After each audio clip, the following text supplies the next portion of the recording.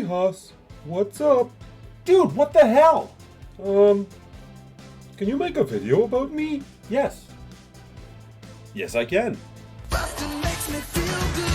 How's it going, everybody? I'm Hossman17. I want to talk to you about some comic books. As you probably know, there is a new Ghostbusters movie out there, and nobody is more excited than I am. That's probably not true. I'm sure people are more excited than me, but I'm pretty excited. At the time I'm recording this, I haven't seen it.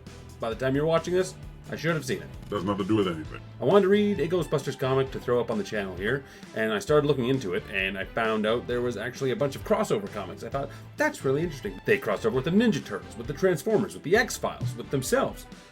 I thought any one of those will be good, but then I stumbled across something that IDW, the comic publisher that does the Ghostbusters, in 2016 did.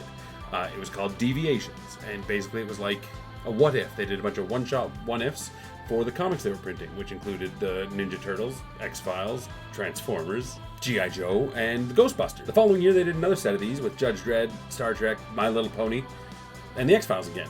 Anyway, I read the Ghostbusters one, and I actually really enjoyed it, so I thought I'd share it here with you. The whole premise behind this issue is, what if the Ghostbusters never crossed the streams?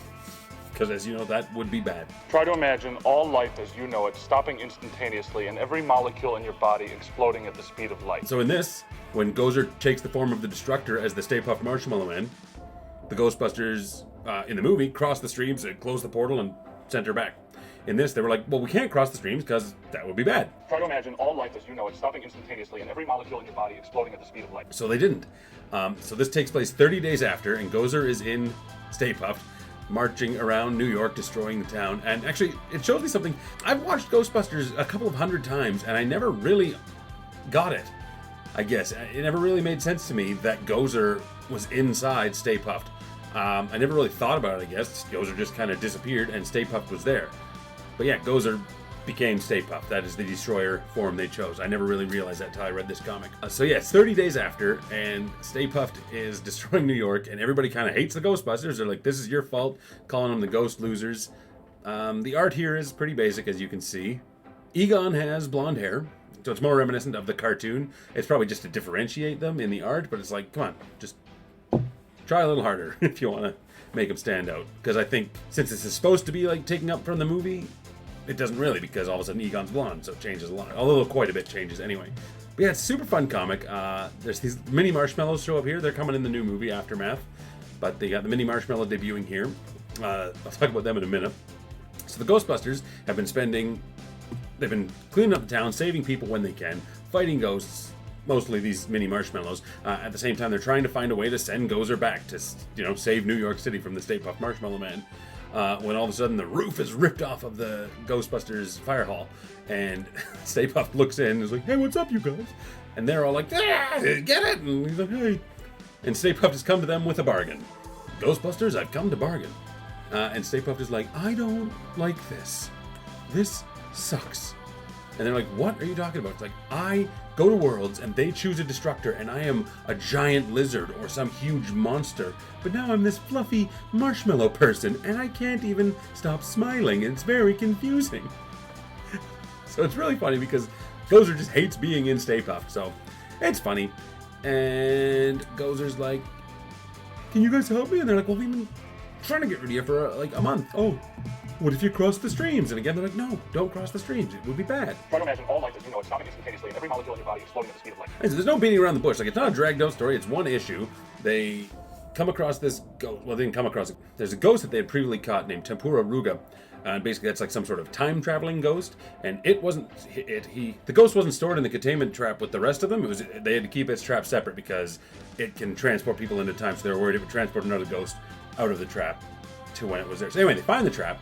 And they're like, this guy is not going to be happy with us for locking him in here, so let's, be prepared for the worst here. And they let him out, and the ghost comes out and is like, holy crap, that was horrible. I hated being in there. You guys look familiar. And they're like, no. Like I said, it could have been another action scene, but it wasn't. Like I said, it's just a quick comic. They're trying to get everything out.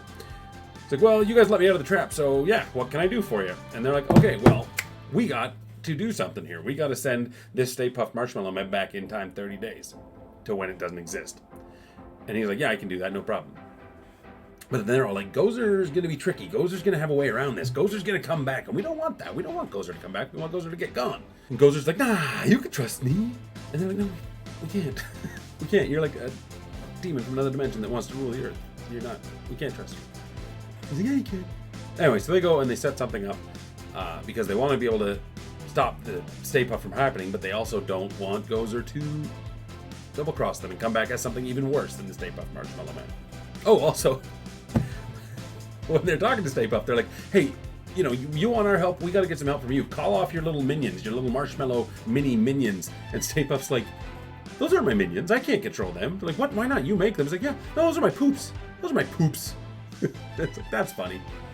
And then they're also like, well, what about Dana? What about the girl? You turned her into a dog. Can we get her back? And he's like, oh, no, those are my minions. I love my dog people. I'm like, can't you just, come on, give us half of them. Give us one back. And Stay Puft's like, oh, half? I could turn them into like a centaur. And they're like, no, don't do that. And he's like, it's too late. It's too late. That's happening. I'm going to make centaurs. And he does. Dana and Lewis are centaur thingies by the end. Anyway, so yeah, they go to trick Stay Puft Marshmallow Man. They go back in time, and it's back to the part in the movie where, like, let's show this prehistoric bitch how we do things downtown. And Gozer's like, choose your destructor. And they're all just like, okay. And they're looking, and everywhere plastered around them are posters of SpongeBob SquarePants, but it's not SpongeBob SquarePants. It's like Loofah Pete rectangle jeans or something. And there's just posters everywhere, so that's all they can think of. And Gozer's like, no. I don't want to be this joke. I don't want to be this laughing stock of a weird-ass thing. You know what? Whatever. I'm out of here. I guess you guys win. I'm going back to Gozeria? Those are the Gozerian. Whatever, I'm going back to out of here. And the Ghostbusters saved the day, and they're looking around like, where did all these posters come from? I don't know. Oh, well. And then it ends like the movie, like, oh, hey, who does your taxes? And stuff like that.